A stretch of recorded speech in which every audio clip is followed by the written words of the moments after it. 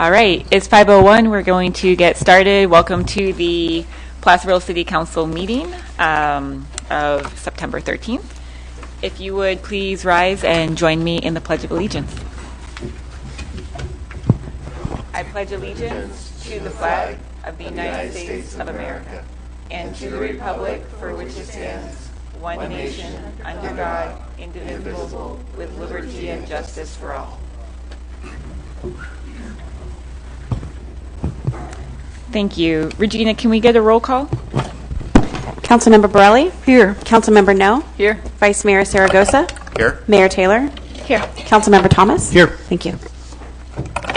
All right, moving on to item 3, ceremonial matters. We have none tonight. Item 4, closed session report. We did not have any closed session items tonight, which brings us to 5, adoption of the agenda. Move for adoption. Second. All right, we have a first and a second. Can we get a roll call, please? Councilmember Borelli? Aye. Councilmember No? Aye. Councilmember Thomas? Aye. Vice Mayor Zaragoza? Aye. Mayor Taylor? Aye. Thank you. Item 6, announcements and presentations to the public. And we'll start with brief comments by the City Council. Let's start with Patty tonight. I can't recall anything, and I'll probably remember it as we go along and somebody brings something up, but right now I can't remember. All right. Dennis? Sure. So today I'd like to express some appreciation to the staff, Caltrans, in their infinite wisdom blocked off the road, and I got several comments from merchants downtown where it was blocking off the access to the parking structure.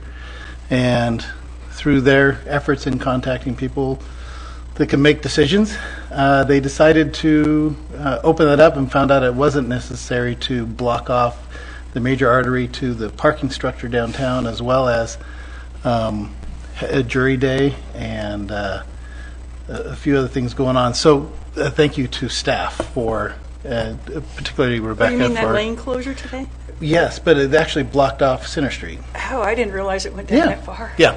So so it wasn't necessary, and they were able to understand our concerns and address them, and so I appreciate that the Caltrans did that.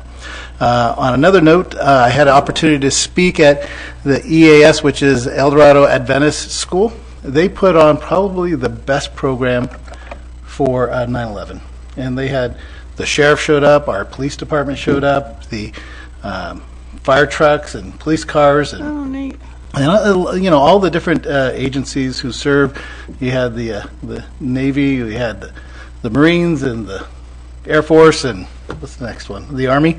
They were all there, and it was a great event, acknowledging and recognizing 9/11. I got to speak and gave some words of wisdom to the young folks up there, which was I appreciated doing. My grandson goes there, so that was a little extra special. And then over the weekend, Sunday, Winnie and I got to put the flags out early in the morning on Sunday and take them down late in the evening on Main Street. So They looked great. Yeah, always enjoyed. We haven't done it a few times this year because I know. of family things, and I got in trouble. So were so- I wanted to make sure. There were just so acknowledge many. It was great. It really, Yeah. we had quite a display. It was just acknowledge that I got a few words of wisdom on why I should be putting them up even on other times. So we're going to make sure we do that more often as well. So that's it. That's it for me. Thank you. Thank you, Dennis. Jackie. Michael? Just wanted to thank our staff and VeerCamp for being out in 105, 106, however hot it got during our Trip to Green exercise, our second one. I had a chance to visit with Rebecca for a little bit. I think it was Saturday or Sunday. I forget what day I was out there, and it was always going well. I know there's always going to be issues, and I think we resolved a couple of things in terms of just better signage, but certainly more to learn. But I just want to thank everybody because it was unbearably hot out there. So the tents helped a little bit, I think, with staff, but not much. It was just enough so they didn't die out there, I think. But just want to thank everyone for that. And then I spent 3 very humid days. I felt like I was in Tampa Bay in August, in Long Beach for the California League of Cities as their city's representative.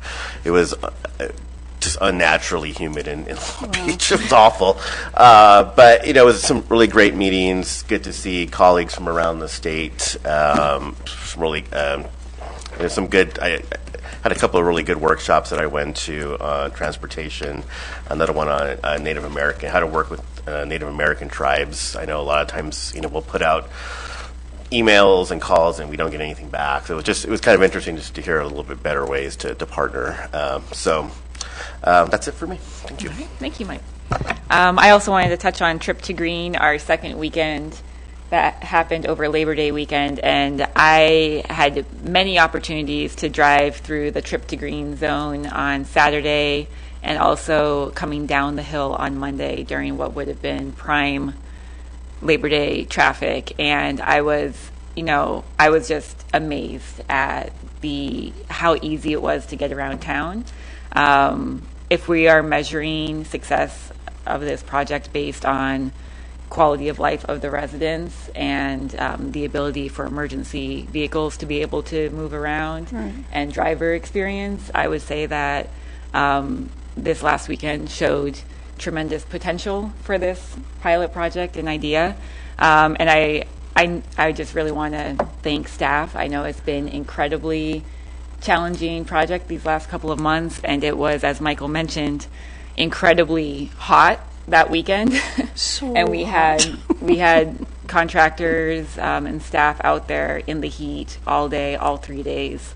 So I really want to appreciate that and recognize the hard work that went into that, and also announce that there will be one more weekend, the first weekend of October.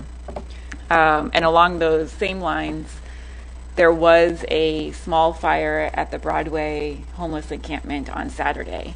And, a fire in the middle of town during one of our high traffic holiday weekends in the fall is one of those scenarios that keeps me awake at night, and has for years. And this could have been, it could have been a really bad situation. And luckily, the streets were clear and traffic was moving, and our firefighters and law enforcement were able to get in there quickly. And I really want to thank Chief Cordero and your team for keeping the community safe during that, and really appreciate that, and I'm thankful that it happened when Trip to Green was going on and our streets were clear. Could I ask Rebecca, are we going to have a discussion on that on the weekend on that Trip to Green later on? Yes. Good evening, Mayor and Council. Yes, we will be bringing it back as an agendized item at your next meeting. Okay, thank you. Sure. And lastly, I just really want to recognize all of the firefighters and first responders that are working the Mosquito Fire, and also just, appreciate that the community is under a lot of stress. There's a lot of people living in our community that's still displaced or recovering from the Caldor Fire, and I'm sure that the smoke really stirs painful and difficult memories of just a year ago. And I just want to appreciate Placerville Police Department is out there in the evacuation zone. We have officers out there, El Dorado Fire, the Sheriff's Office, Placer County, emergency responders, and all of the different teams that are working to get this fire out quickly and keep everyone safe. And along those lines, there is a Mosquito Fire Relief Fund that has been set up by El Dorado County Community Foundation. And if you would like to give to that fund, you can go to eldoradocf.org. And if you need assistance for El Dorado County residents that have had to evacuate, you can also apply for assistance at that website. I saw where the Boys and Girls Club they're taking children that need taken care of during the. Yeah. So, it's just not that far away from here. It really isn't. It really isn't. So, all right. So with that, we will move on to item 6.2. This is Placerville Drive environmental document available for public comment, and our city engineer, Rebecca Neves, has this presentation. Thank you. So the Placerville Drive Bridge CEQA document, which is the Draft Initial Study Mitigated Negative Declaration Report, is currently circulated and available for public review and comment for 30 days. The public can access this document by accessing the project website or through the main environmental documents website at www.cityofplacerville.org/environmental-documents. Hard copies of the document are also available upon request at the Engineering Department located on the third floor of City Hall. Comments must be received by 5 p.m. on Friday, October 7th to be included in the final documentation in consideration by the decision-making authorities, which includes the City of Placerville and agencies outside of the city. Anyone interested in submitting comments can send their written comments to City of Placerville, attention Melissa McConnell, 3101 Center Street, Placerville, California, or email to mmcconnell@cityofplacerville.org. And I have a stack of Melissa's business cards with me to provide to anybody who missed the email address or want to get a hold of her directly in terms of getting comments. I also have copies of the Notice of Intent to Review for folks, which has all of her contact information and general information regarding the document, also available on the city's website. So I will put them in the back of the room here shortly. And that's it. If you have any questions, I'm happy to answer them. All right. Any questions for Rebecca? Can you say the deadline one more time for comments? Sure. This is for the Placerville Drive Bridge, and it's for the circulation of the California Environmental Quality Act environmental document, which is in the form of, and the comments are due on October 7th at 5 p.m., and it's for the initial study and mitigated negative declaration. Okay. So this is the bridge that goes over Hangtown Creek? Yes, sir. Okay. And it's just, the scope of the project is just that space right there? Currently, that is the document that's released. We do have another CEQA document, so I'll be doing this exact same exercise with the Placerville Drive Bike and Pedestrian Project. Okay. We had a couple of questions we were getting answered with the State Historic Preservation Officer regarding a couple items, but that document will be circulated within a month or so. And they are considered separate projects. They have separate federal ID numbers. They have separate federal funding. But that project, the intent of both of those projects was always to deliver them at once. Okay. Thank you. Sure. That was my question. Are we going to do them both at the same time? Yes. Yeah. That's the environmental clearance blanket has covered both. Good. All right. No. What's that?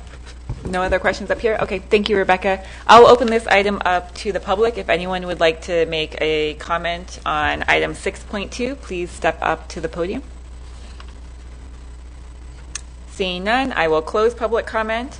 All right, so this is just an informational item. So we will move on to 7, consent calendar. All matters listed under the consent calendar are considered routine and will be enacted by one motion by roll call vote unless any member of the council wishes to remove an item for discussion. I will open this item up to the public as well. If anyone would like to speak on any item under the consent calendar, 7.1 through 7.8, please step up to the podium at this time. All right, we will bring it back to the council. I'll move adoption of the consent calendar. Second. All right, we have a first and a second. Roll call, please. Councilmember Burley? Aye. Councilmember No? Aye. Councilmember Thomas? Aye. Vice Mayor Zaragoza? Aye. Mayor Taylor? Aye. Thank you, Regina. All right, we will move on to item 8, public comment. This is the time that members of the public may speak on any item that is not on the agenda. I ask that you state your name for the record voluntarily. It helps put a name to the face. And please keep your comments under 3 minutes. If anyone would like to make a public comment at this time, please step up to the podium.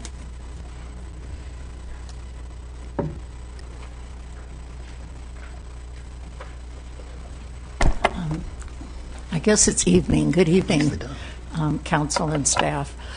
Kathy Lishman, I'm here tonight representing the League of Women Voters. You each had a flyer, but I wanted to make sure the public knew about it too, that we're having a candidate forum here on October 5th from 7 to 9 o'clock for the candidates for Placerville City Council.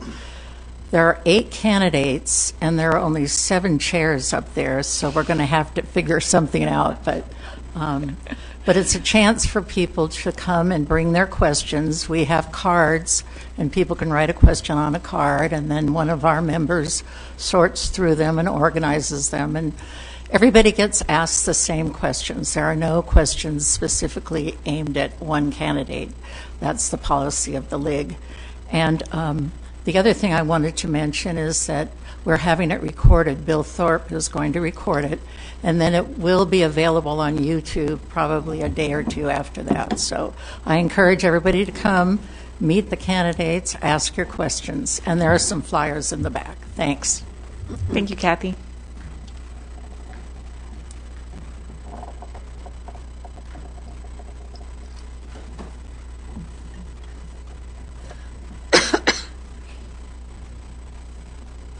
Sue Rodman, Placerville resident. I thought the trip to Green went really well. I was impressed, and especially when they got the fire out right away up at Broadway. And I'm also really pleased with how it looks along Lower Main Street, where they had all the brush piled up, and now it's all cleaned up, and it looks really good. So, good job to Nick and Terry and whoever else worked on that. Thank you, Sue.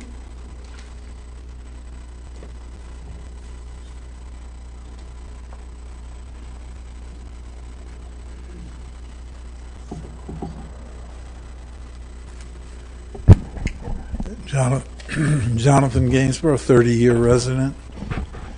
And yeah, kudos on getting that fire out so quick.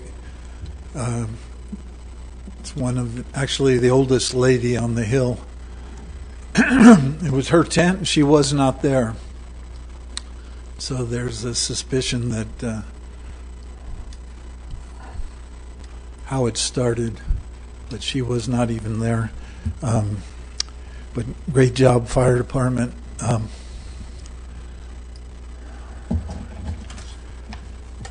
I'm still discouraged from the monkey wrench that the CAO of the soups, that Don Ashton, who had noticed that he was retiring, was not even going to be around that long, brought up the Pierrot's facility as if it had not been already vetted, which it had been, according to the satisfaction of all the soups. We're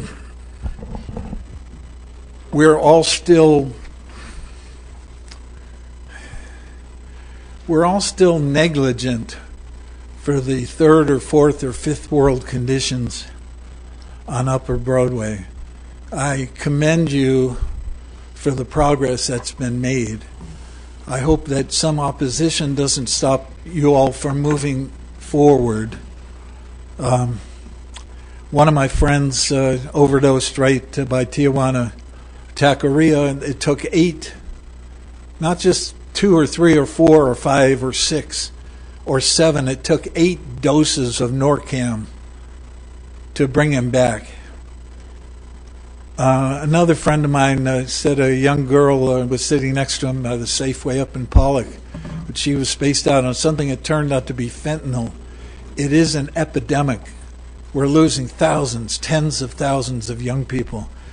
He tried to steady her, and he said, "Are you okay?" She said, "I'm okay." He went into Safeway. He came out like less than 10 minutes later. She was gone.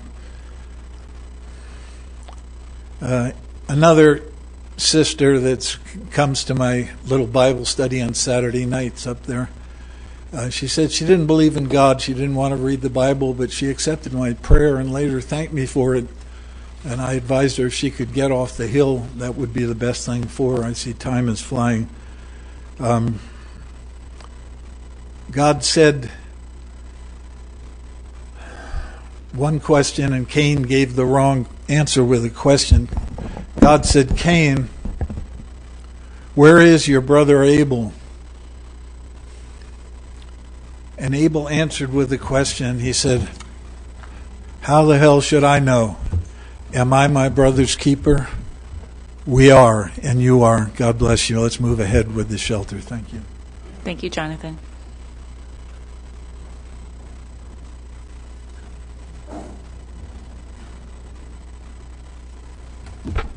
Good evening. I'm Dale Ammons, and I was raised and born up here. I'll just get right to the point.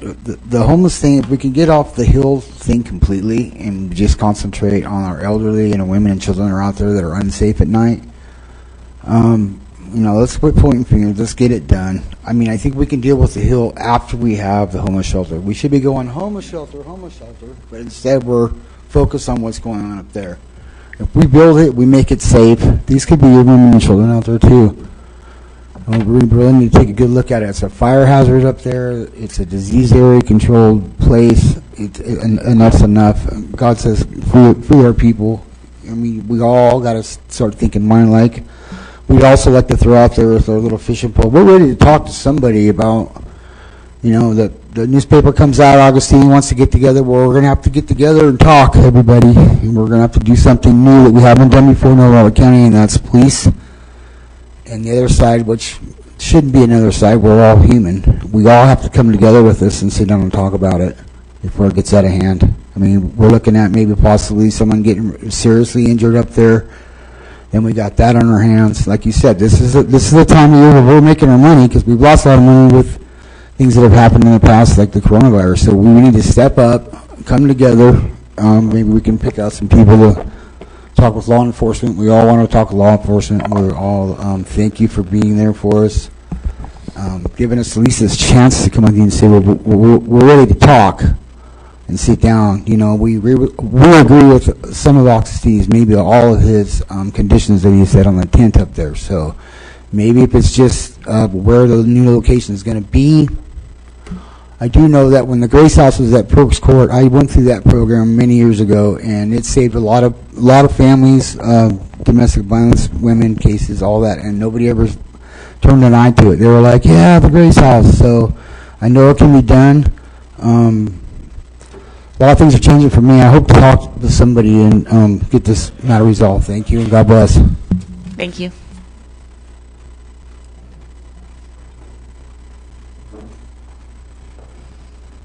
Kirk Smith, I was going to write a letter regarding the one-way traffic, but I have a short attention span, so here I am. I think the signage you put up is very attractive. It's nice, it's professional, it looks good.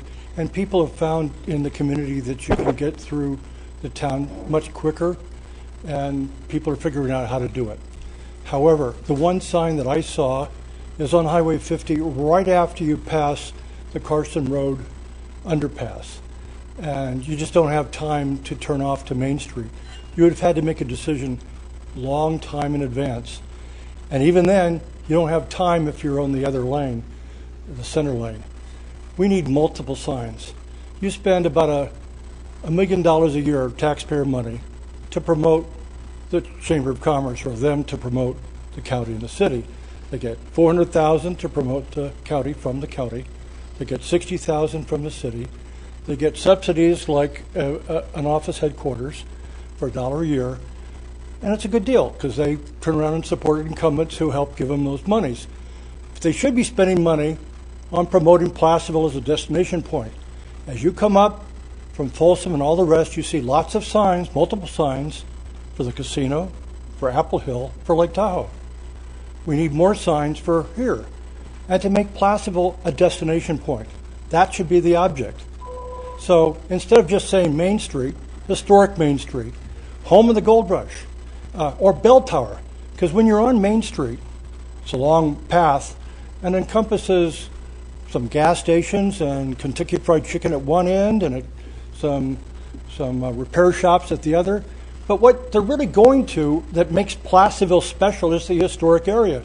So promote the bell tower as a destination point. Back in before television, 20s to 50s on highways, they had the Burma Shave commercials showing that those multiple signs, repetition makes a difference because you're going 35 miles an hour, and by the time you passed quickly, you saw the jingle. You could complete it. And a lot of tourist traps throughout the country have repetition. There's one just below Virginia in North Carolina that says, south of the border, Mexican food and gas station. They have signs that say 50 miles, 40 miles, 30 miles. Progressively, you're getting an appetite by the time you get there. Why not start up at 5 Mile Terrace or before and say 4 miles the bell tower, 3 miles, 2 miles. Promote downtown as a destination point. So even if you're going up to Lake Tahoe, the mountains, you're going to Apple Hill, stop off on your way back. Avoid the traffic. Stay here for a while. That's what I'd like to see done. Those are some suggestions that I was otherwise going to put into a letter. Thank you. Thank you, Kirk. All right, I see nobody else stepping up to the podium, so I'm going to close public comment on item 8. Regina, do we have any written communication, 8.2? No, Madam Mayor, there was no written communication received. All right, thank you. We are going to skip ahead to item 12 as we have nothing under 9, 10, or 11. So this is discussion items. Item 12.1. This is to adopt a resolution approving a contract with Creation Networks in regards to upgrades to our multimedia communication in Town Hall. And Mr. Zeller has this report. Thank you, Mayor. Just to go over a little bit of the background of this project, there was $50,000 of ARPA funding that was originally identified for the replacement of our antiquated cameras, microphones, and our control room equipment that's used for this public meeting and other public meetings here in the council chambers at Town Hall. Myself and Jason Tanger, our IT director, began working with Creation Networks, who is a company out of Walnut Creek, for initial consultation of the goals for our existing space and our equipment. Just to give you a little background, Creation Networks does work under the CMAS, or the California Municipal Award Schedule, and they are a pre-qualified vendor by the state for acquisition and installation of technology equipment, meaning they've got set negotiated prices for all of their components, and so we can contract with them and forego a competitive quote process. Jason and I have been working with Creation Networks for several months to develop a contract package for the equipment and the installation and training also. So one of the goals for this new system was for it to be much easier to set up and run than the existing system, which requires the IT director to spend up to 30 minutes on nights such as this one to run and connect wires for microphones, projectors for each individual meeting. So the new system we have in front of you doesn't have any wires to run, and other staff can be trained under this contract to run the system in the absence of Jason. So our director of IT has also been involved, as I said, with this development process from the beginning, and has been satisfied that the base contract equipment that we do have under the base bid would be adequate to replace existing equipment and provide modern technology for all of our AV needs for our public meetings, as well as serve to be a backup for an EOC in times of emergency, which was also part of the original program. So staff developed a scope for this project by identifying specific use cases and criteria that the upgraded system should provide, and the new system that we have in front of you is going to provide the basic things such as two-way audio conferencing, audio video capture for recording purposes, a new microphone system, and wireless handhelds for the voice portion. It's going to have wireless collaboration and connectivity, bring your own device function, high quality projection system for a lot of our presentations and content sharing. We're going to have multi-camera audio video capture and conferencing with new cameras. In the tech room area, we're going to have an intuitive touchscreen user interface for the full system control of the cameras and the audio, full software support for any needed program. We're going to have slideshow presentation support, and also for traditional conferencing, and that includes your Zoom type meetings. There is a paragraph in the staff report explaining the CMAS designation for anyone that wants to get a little bit more in detail about how that process and program works under the state. So as I had said, the total base contract amount that we had in trying to shoot for the 50,000 mark was a total of $54,860.37. And that proposal is included as an attachment. And we also requested that a new project total be submitted that increases the camera mount count from 2 to 4, which is what we have right now, and adds 2 more wireless microphones for the staff tables, and also 2 more large monitors for the back of the room that expands the ability to display presentations for meetings and other public functions. And that total contract price with these ad alternates is $61,452.87, and that's also included as an attachment.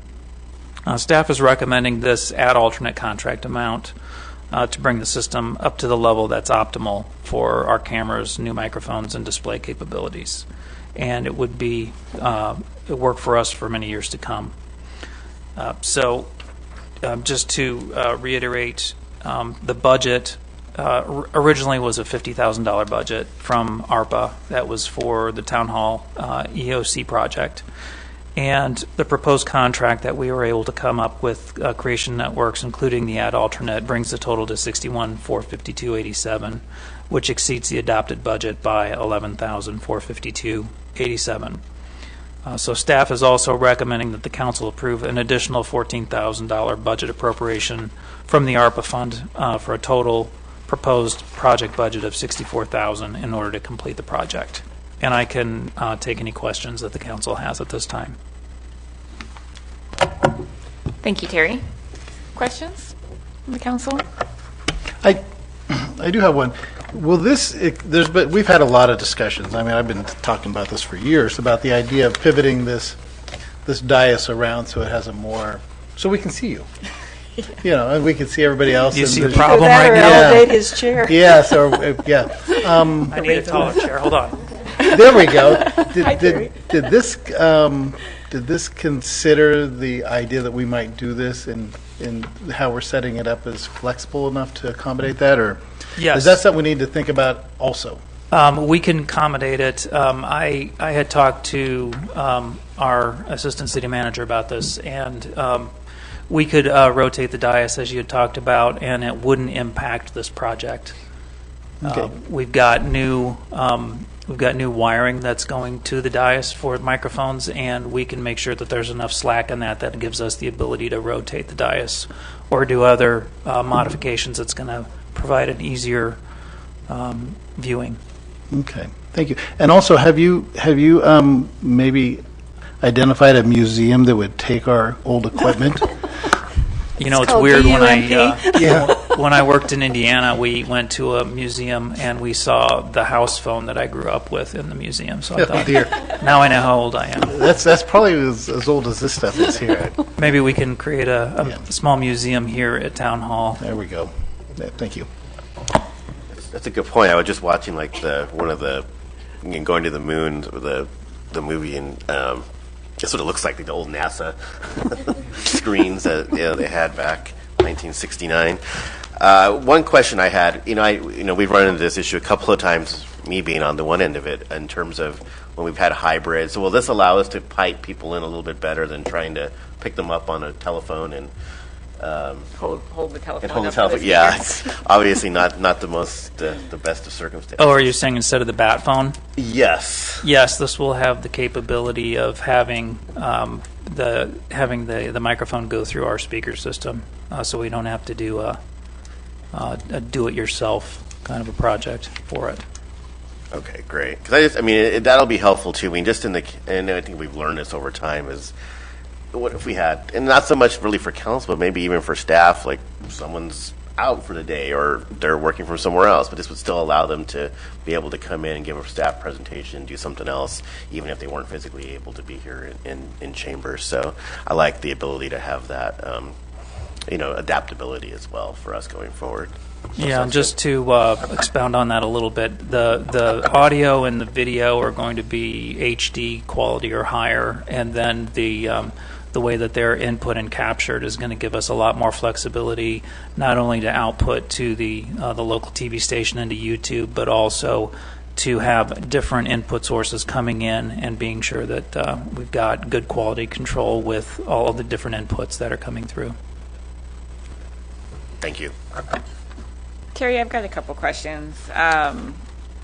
So my memory is when we allocated the ARPA funds for the town hall, it wasn't necessarily specific for audio visual, but more of just general town hall improvements, including things like layout and, being able to see staff from the dais and some security features and turning it into an emergency operations center. Will these improvements, I guess my question is two-part. Are those other improvements still in the works? Or is this are we doing this instead of those other things? No, I think that this is a case of the budget that ate the project one way or the other. We did talk about cameras for our hallway. We talked about some exterior cameras for the building. We also talked about a key fob security system and increased security for our 4 doors that we have in here, as well as some emergency and we don't have to go into detail about security features. So we have all of those processes that are still on the drawing board. We just have to look at funding for those, since this one took up the funding that we originally had earmarked. Okay. All right. And then in terms of, it mentions this being the Emergency Operations Center in the resolution. Does this communication system, I know that there are certain communication needs for EOCs. Does this communication system provide all of those, or is this really geared towards public communication? It's focused on the needs for our public meetings, but it's easily adaptable to an EOC situation. Okay. As far as just the software, the modularity of the system, and the fact that it's going to be all digital. We're on an analog system right now, which doesn't serve anybody. Okay. And digital works if there's power supply issues or? It'll work with our existing generator system. Okay. And anything else that we look at as backup power in the future. Okay. Couple more questions. And this one might be for Dave. How much, I remember doing the calculations for the remaining ARPA funds recently, but I don't have it memorized anymore. Do you know how much we still have left to allocate? Yes, he does. Because we had the same question. So, sorry. The amount left over from the broadband and homeless program set aside is $51,409 before the budget appropriation we're recommending. So if you reduce that amount by $14,000, as Mr. Zeller is recommending, you would have a balance of $37,409. In addition to that, you have $196,339 of unencumbered balance in your fuel reduction treatment for city property, which is also from the ARPA funding. How much was that again? Sorry. $196,000 in round numbers. Okay, and this includes the $287 that we allocated towards the county, but it looks like they may not need any more. The $287,000 that you approved is not included in that amount. Okay, So that's in addition to that could potentially come back to be potentially if reallocated. it was never used. That's Okay. correct. Well, along those lines, it was allocated only solely for the purpose of Perks Court. Right. And that was discontinued, so that should... That is correct. So if you were to use it for a different location, I would recommend that it be revisited and the council reappropriate the funds for that specific site. Okay, so is it technically still set aside, or do we have to pull it back? It's still set aside until you liquidate it. Okay, got it. Thank you. You're welcome. Okay, and then one more question for Terry. In terms of the general town hall improvements, one of my top priorities, and I didn't see it in this proposal, but I'm really hoping that it can happen as part of this, is moving the clock so that we can see it without looking behind. Is there any way that we can get that small change to happen as part of this? Additional one. Yes, there's two ways to go about it. I've looked at purchasing additional clocks and retiring this one that seems to have the remote from hell on it that doesn't like to work half the time. And there's also the possibility of there being a software addition that will just put the clock on the bottom of the monitors that we have also. So there will be a monitor that's visible from the dais. That's correct, right? Yeah, this includes basically a smart TV on the far wall where the thermostat is for the council, two slightly smaller monitors that are going to be mounted over the entrance area and the tech room, and then two more behind the accordion door for the back half of the room. Okay, so you're saying that we would have monitors that could have clocks on them, multiple clocks that would be visible from the dais and from the audience at the same time. I understand that's technologically feasible under the system. That's what the county does, right? That would really, I think, be great. Yeah. Okay. I think it's just an app that you have to basically load up on the system. Okay. All right, sounds good. Any other questions? I will open item 12.1 up to the public. If you would like to comment on this, please step up to the podium.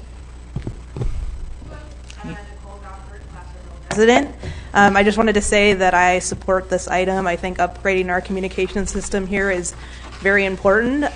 For somebody who watches tons of videos of city council meetings, whenever there's a presentation, it's really fuzzy and almost impossible to read. So if you're not here in person, you're kind of out of luck on getting that information. So I do think we're very outdated, and it's time to update it. Thank you. Thank you, Nicole.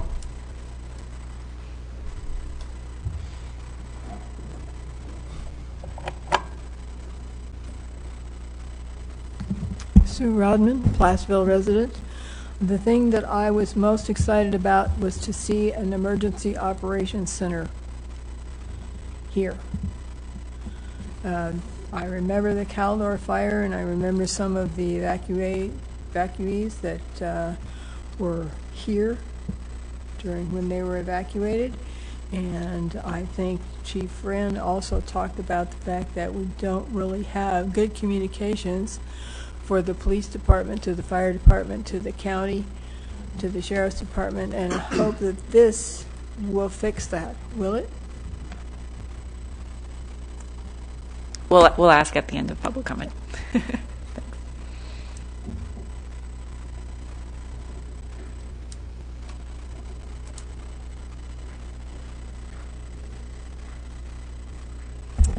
Good evening again. Kathy Lishman, Placerville. I've been coming to City Council and Planning Commission meetings for 36 years.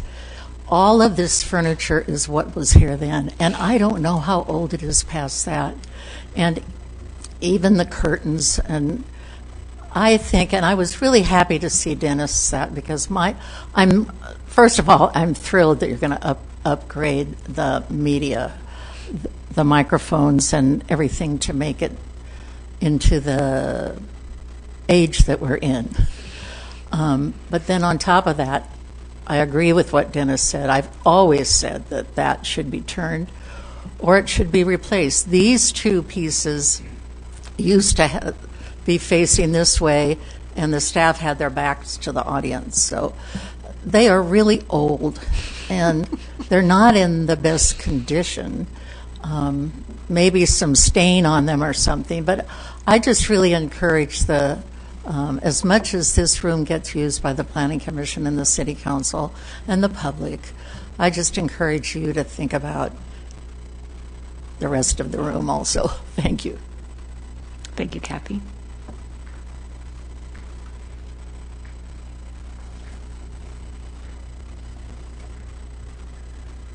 Jonathan Gainsborough. Totally in favor of the project. Just would like to encourage us all that we not chip away at the $287,000 that was appropriately directed toward the Perks Court. If Perks gets resurrected or doesn't, we still have an emergency, and it's not a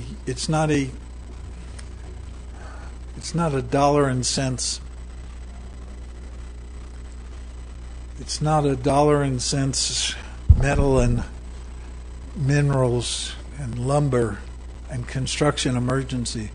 We have a human emergency. And you are the leaders. You have to be the leaders even if the county drags its feet. Even if the sheriff, who you all know what he said 2.5 years ago, that the homeless are like a plague that craps all over your backyard furniture, your Jonathan, pool. can Okay, you? I'll stay This with is the on subject. 12.1. Let's face the emergency. Let's pass this object. But let's not be diverted from the human emergency that is in our county, and let's not be backward and one of the 4 holdouts on the human compassion God requires of you and us all. Thank you. Thank you, Jonathan.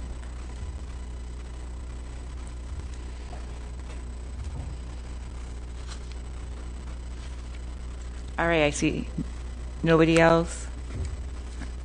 This is on item 12.1. Yeah, I'm for your program too. I mean, the upgrade's always nice and stuff. But like John was trying to say, it was just keep in mind that the money that was allocated to us is still our money, right? We still need to focus on the emergency we have at hand. We're going to lose somebody out here, and then it's going to be a bad stain on El Dorado County. I know you guys have some heart in you, so if you're ready to talk, I'm sure we can exchange numbers. You guys get a hold of Karen at the upper room. We get out of this little environment we're doing here, and let's get together. You know, we got to figure it out. Thank you. Thank you. All right, we'll bring it back to the council. There were a couple questions that came up. Terry, can you kind of clarify how this communication system will improve communication at the EOS between the different agencies? Yes, it's going to provide digital video, audio, and also the interfacing equipment for the local station, and YouTube will also be in turn upgraded. So we're going to have an all digital signal that is going to have a lot more capability and flexibility. The camera system that we're going to have they're not just going to be fixed point cameras. If we need to set up for a PD briefing and we want to set up in the middle of the room or the back of the room, there's a lot of flexibility that we can have with the system as far as where we set up, and the quality of the signal and the audio and the video will be much better. And it's logical to have it as have this as the emergency operations backup, just because we have the generator in place and we're always on, whether or not PG&E is. Okay, thank you. And then just to clarify, the funding for this was $50,000 was already allocated, and does not have any. We're not pulling any amount for the proposed increase from money that was already allocated from other ARPA sources. We do have some money that has not yet been allocated that we could apply towards this at this time, without touching anything that was allocated for the Navigation Center. All right, with that, I'll bring it back to the council if anyone would like to make a comment or a motion. I'd like to move 12.1 that we approve the item, as well as approve a $14,000 budget appropriation from the ARPA funds for the said project. Second. All right, we have a first and a second. Regina, could we get a roll call? Councilmember Borelli? Aye. Councilmember No? Aye. Councilmember Thomas? Aye. Vice Mayor Zaragoza? Aye. Mayor Taylor? Aye. Thank you. All right. Thank you. We will move on to item 12.2, and I will need to recuse myself from item 12.2 and 12.3, given the proximity to real property that I own to the projects on Mallard Way. So I will step away from. Don't forget about me. Have fun back there.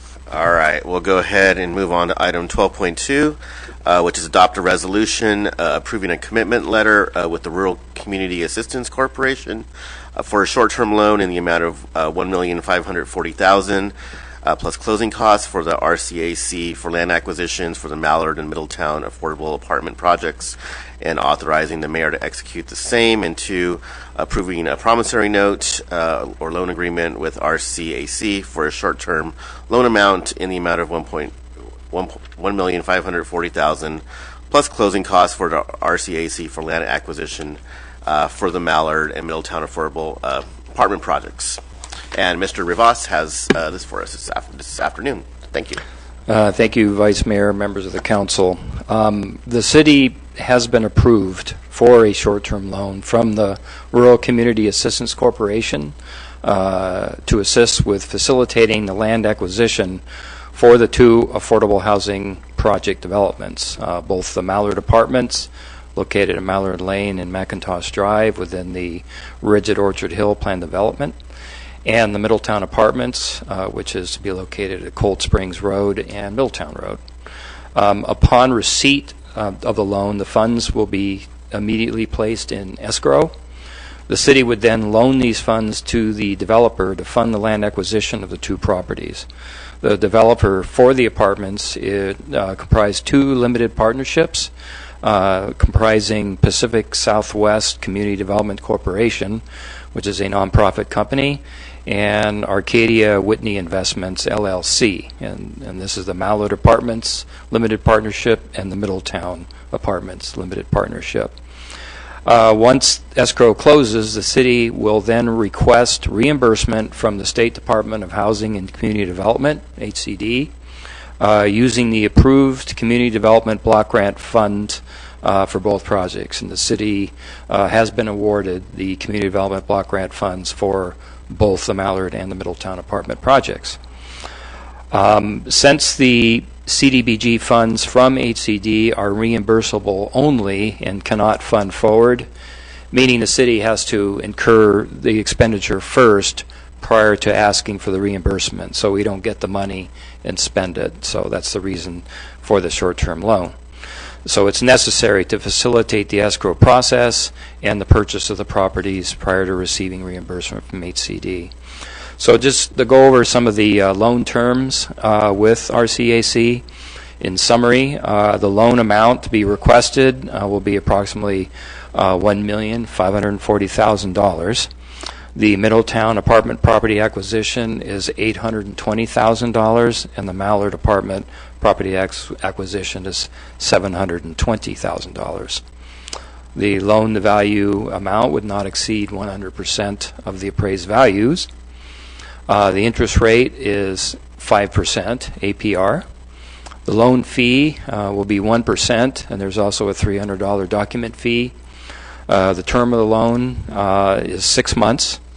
The loan will have interest-only payments monthly, and the collateral will be the first lien on both these properties. Regarding the escrow and the Cdbg reimbursement timeline, the standard agreements for the 2 Cdbg grants have been signed by the city manager. This was on August 30th of this year, and we anticipate receiving the fully executed standard agreement signature with them within the next week or 2.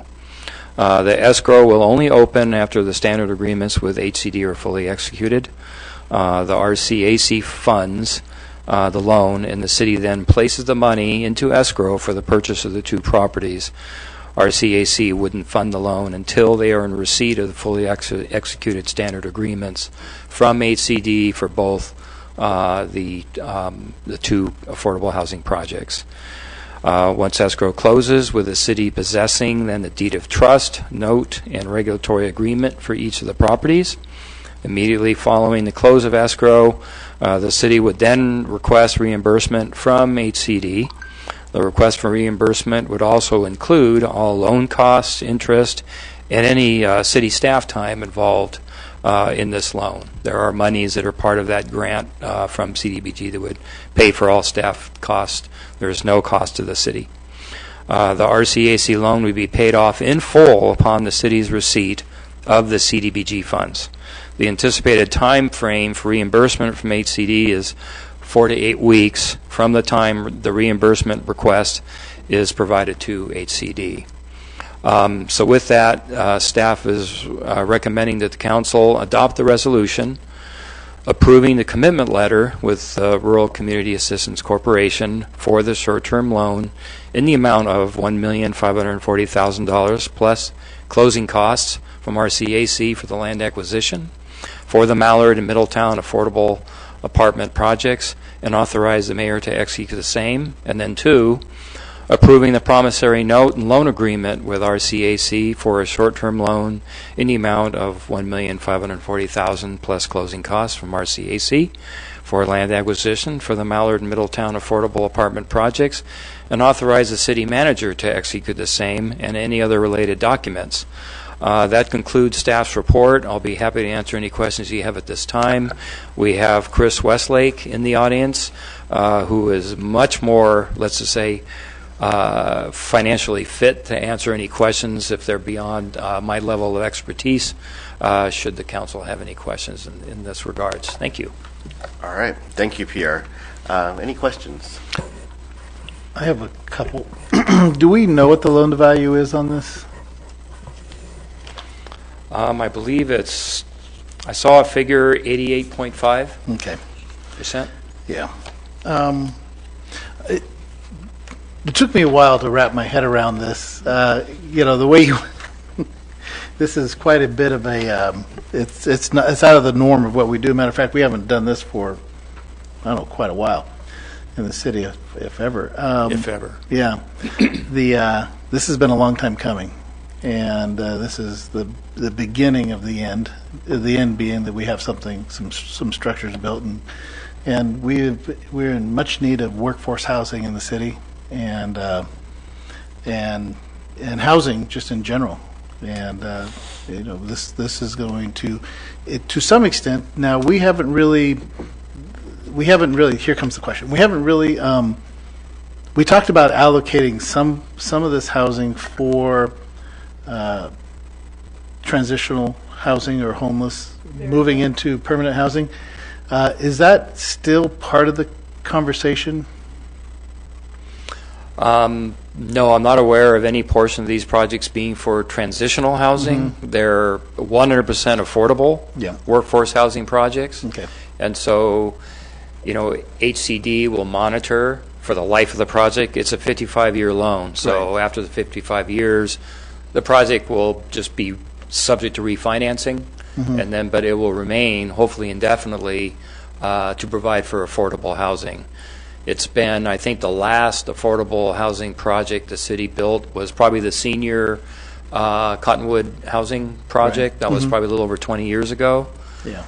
And then before that, I think we have the Placer Village Apartments, and we have some other ones. But it is a long time coming. As the council is aware, the city just adopted its housing element, and we have a new planning time horizon that goes through to 2029. So I think this really is going to help us achieve our affordable housing goals that the city just has not been able to do in over 20 years. So staff is very excited about this project. Yeah.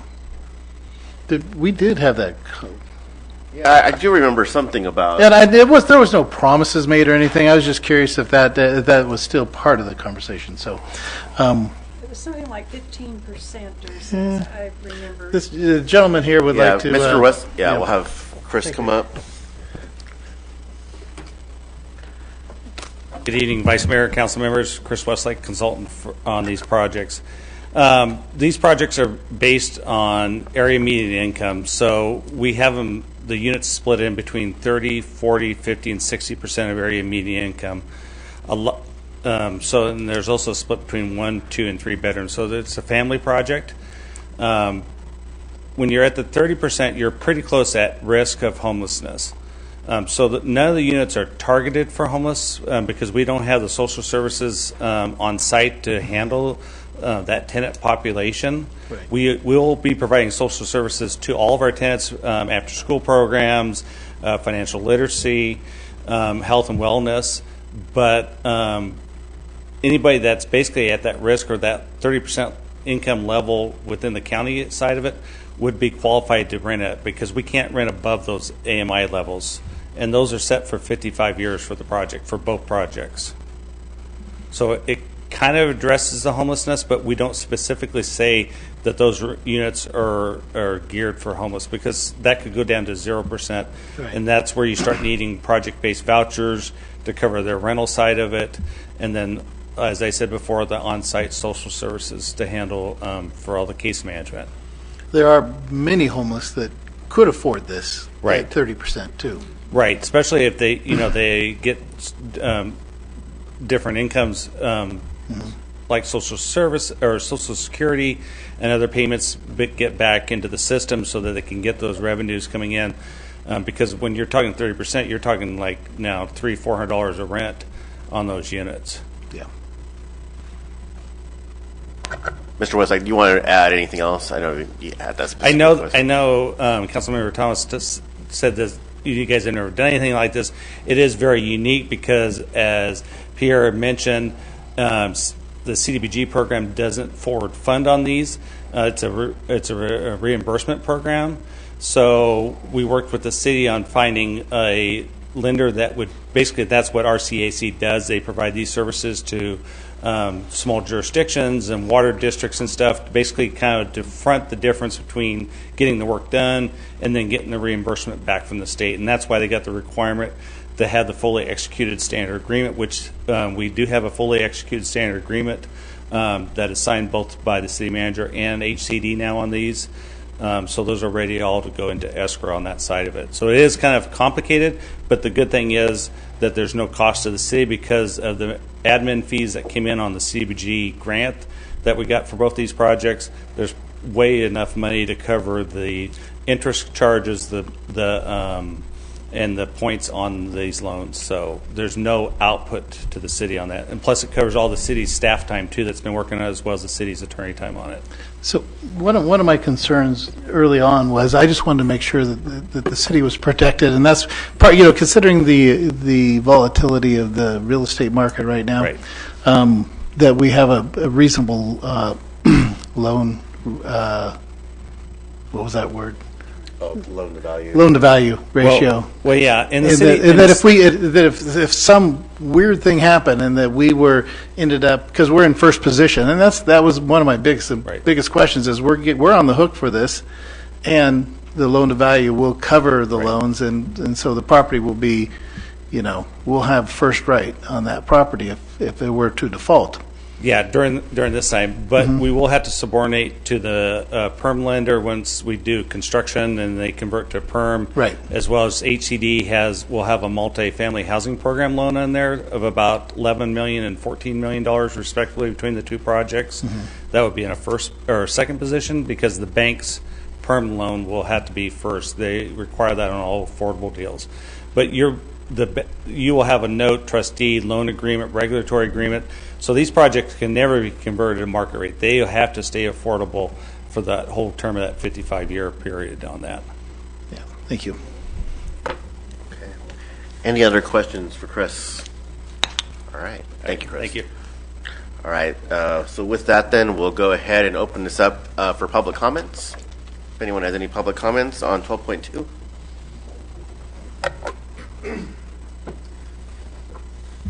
Well, good afternoon. Frank Porter, Housing El Dorado. And I want to start out with a commendation to the council and to staff.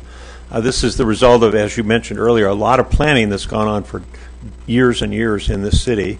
And you've been a leader in identifying this housing need and then working on ways to build it in your housing element in a way that it really made it more likely that developers like this developer would step up and do these kind of complicated projects. And as you just learned, they're very complicated. The financing of them, the planning of them, all the permitting process, everything. And so we've gotten to a really important point today, and I obviously wholeheartedly endorse this resolution and hope you will pass it with great fanfare, because it is a big step forward for the city of Placerville. You mentioned the transitional housing piece. This is the housing where people who get stabilized in an emergency shelter then get ready, and in some cases they will transition to housing like this, or they will transition to some other transitional housing. But this is a real critical component in that whole continuum of housing that is so important for this the city's workforce and for our economic development and prosperity as a city. So I applaud you for bringing this forward, and again, congratulations on all the hard work. Thank you, Frank.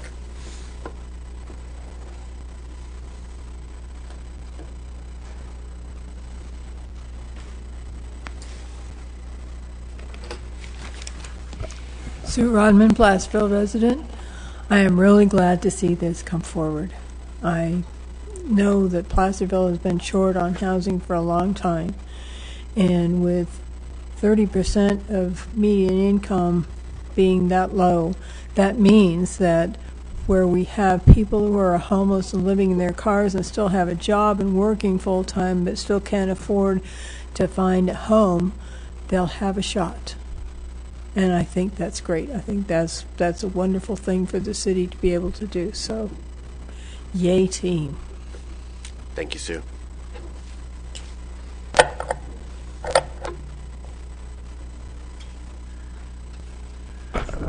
Jonathan Gainsborough. Well done, good and faithful servants. I am staggered when I hear the county soups, of which I've been to 100 of their meetings in the last 2 or 2.5 years, almost every one. When they talk about 4,000 affordable housing units deficit in the county. So this is marvelous, and hopefully this will be a wake-up shot across the bow for the county to follow your example. Wonderful, and to hear our financial expert there talk about the actual cost at 30%. Just excellent. We need more of this, but well done, good and faithful servants. God bless you. Thank you, Jonathan. Nicole Gottberg, Placerville resident. I just wanted to say I think these are really important projects for affordable housing and our workforce. I know some of us, I recently had a friend who, after moving out of their house, grew up here, couch surfed for about a year, had a full-time job in Placerville, and eventually gave up and quit her job here and moved down to Sacramento. So I think that's a real loss for our community when we're losing a lot of our young folks who just can't afford to live here anymore, but they're working members of our society. So I think these are great projects. I think it's really great that we finally got a grant. I know we went after tax credits for a while, and this was great news to hear. And it seems like the risks on this are mitigated by the standard agreement terms that are in it. So I fully support moving forward. Thank you. Thank you, Nicole.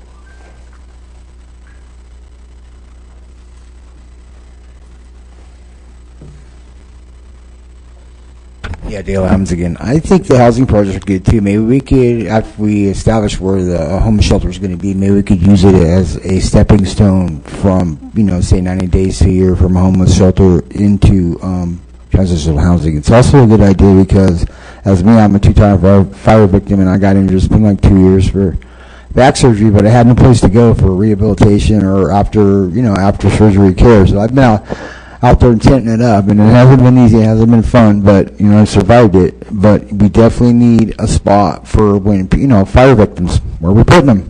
The other ones. I mean, we got to step up, and we got to start taking care of people that actually need. So the project, I think, is an excellent idea. Thank you. Thank you. All right. Seeing no other comments, we'll bring it back, close public comments, and bring it back to council. Yes, Councilmember Borelli. I'm pretty sure we talked about this, but I just want to confirm. The maintenance, is there a guaranteed maintenance? Is there going to be an oversight on this development? I mean, it's going to be paid off in 50 years or whatever, but I'm wondering, because I have seen, there's a place I have in mind that it was this, it's housing and it's different income levels and stuff, and they're not doing a real good job taking care of it, and I just wondered what kind of a policy you have. So that's one of the most critical areas of these affordable housing developments. I used to be the deputy director for the State Department of Housing, so I've done awarded a lot of projects around the state when I was there under the Schwarzenegger administration, and then I've worked for a lot of developers since leaving there.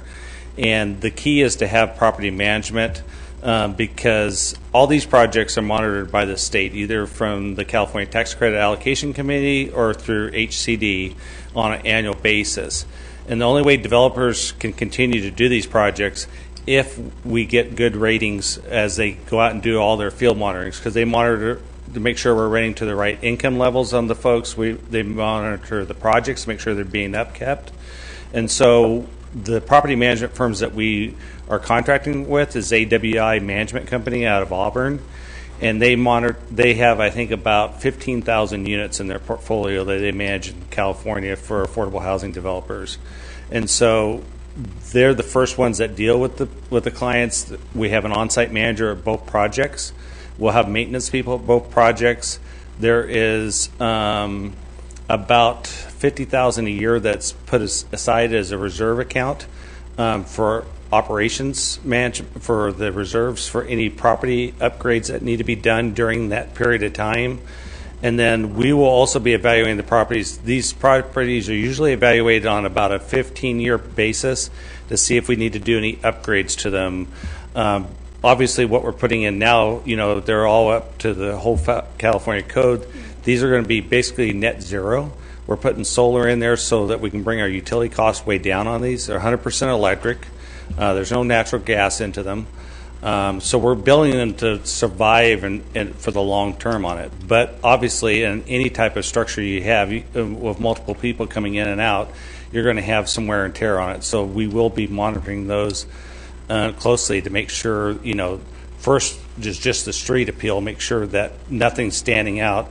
The second is the integrity inside the project as well as the renters in there. What I've seen in projects throughout the state and lots of different communities is you'll have a waiting list, and that waiting list hardly changes because the people, once they get into this housing, do not leave. They don't want to jeopardize that by doing something wrong at the property, by leaving junk or leaving stuff on their balconies or anything else that would make them be able to get kicked out because they know there's no other housing. As Pierre mentioned, nothing's been built for 20 years here. And so where are they going to go if they get out of this? And what we're providing is 154 units between two projects here. So that'll be closely monitored because that's the key to the whole thing. And it's key to us to go forward into any other community because the next community is going to ask what they're going to be calling Pierre. They're going to be calling you guys saying, what's that project look like? Or they're going to drive by it. And what you want is a project that does not stand out. You want a project that basically blends into the community and looks like a market rate development. I've worked in developments down in San Diego that are in $1 million plus home subdivisions because they have a requirement down there in San Diego that they got to do 15% affordability. And you can't tell that it has no impact to those home values because most of these projects are built as you're coming into the subdivisions.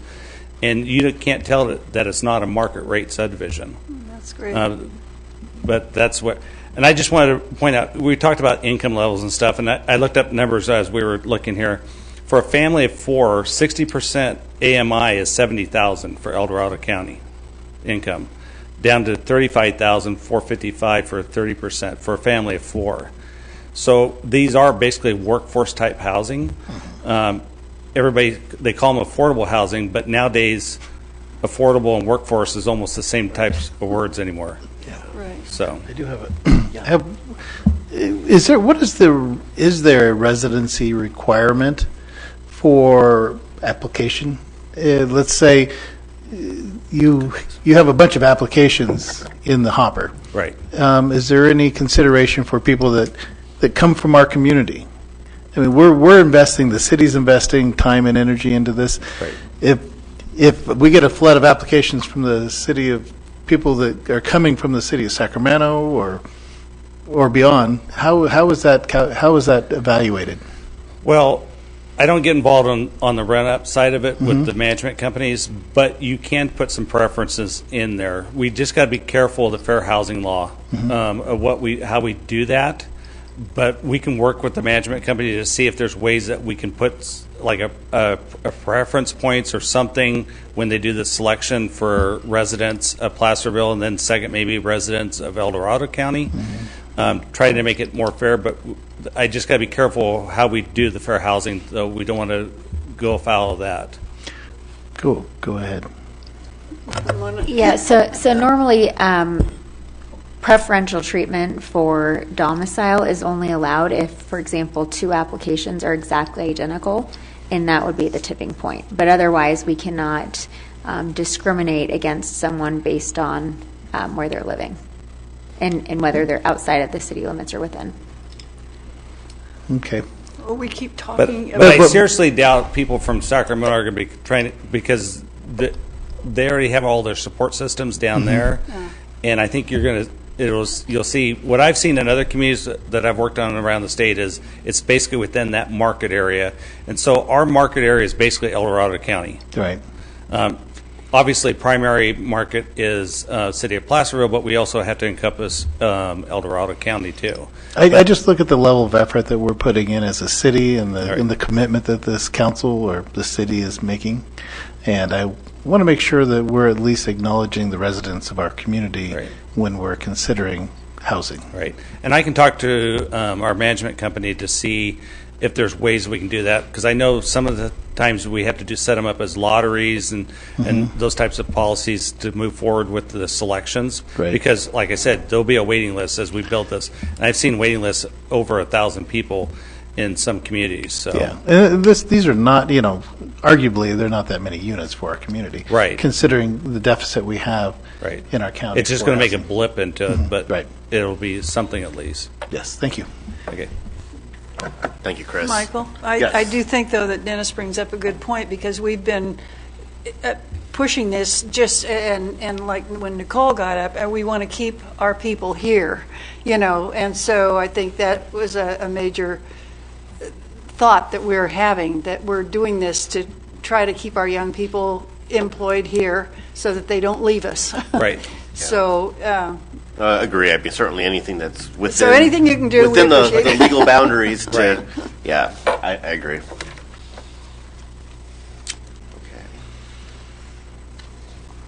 All right. So we. What's that? Oh, I think we closed. Well, you know what? I'll let you do it because we did bring Chris back up. So. Thank you. I just had a couple of thoughts in that vein of that discussion.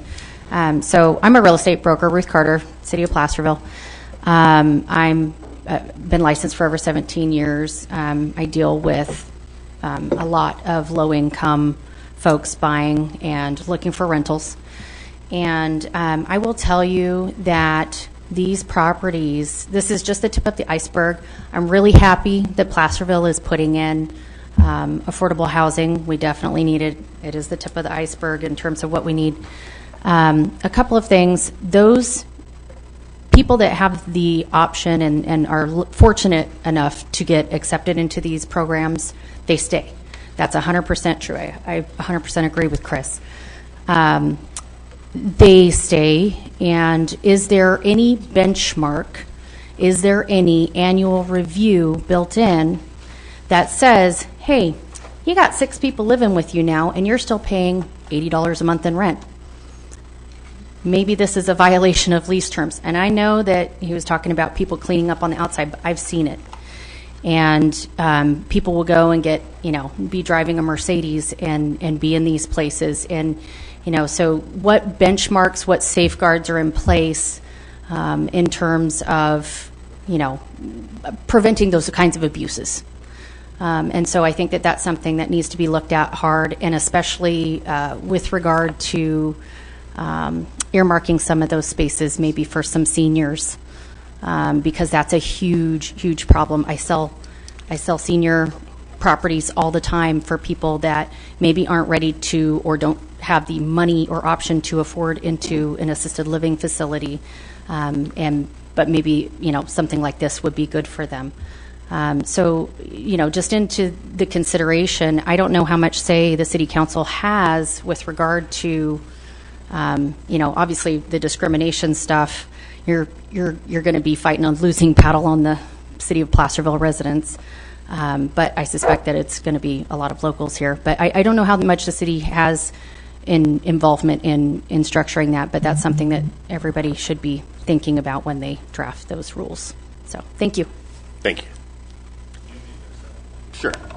Just really quickly, though, Vice Mayor Zaragoza, we have not agendized the operational details for this. This is strictly the decision for the loan commitment. So, right, I just wanted to make sure that we stay on topic with respect to that. Understood. Thank you, Mona.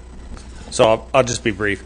So there will be an annual monitoring, basically on their finances to make sure that they still qualify. It's not once you get in, you qualified to the first time, and now you're in for the rest of your life.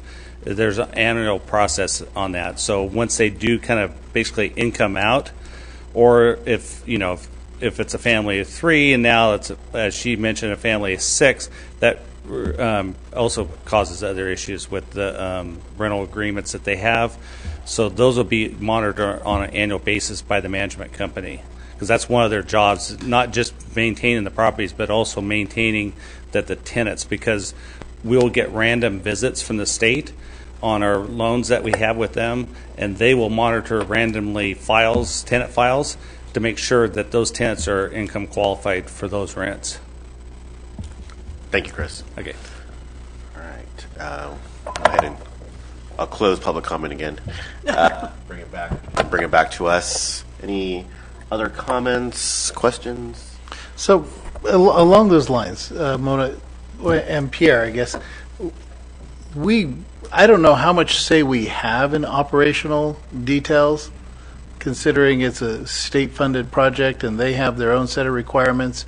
And just like, what Chris was talking about there, that's right out of the state handbook of what you have to do with these places. Is there any other influence we have in operational?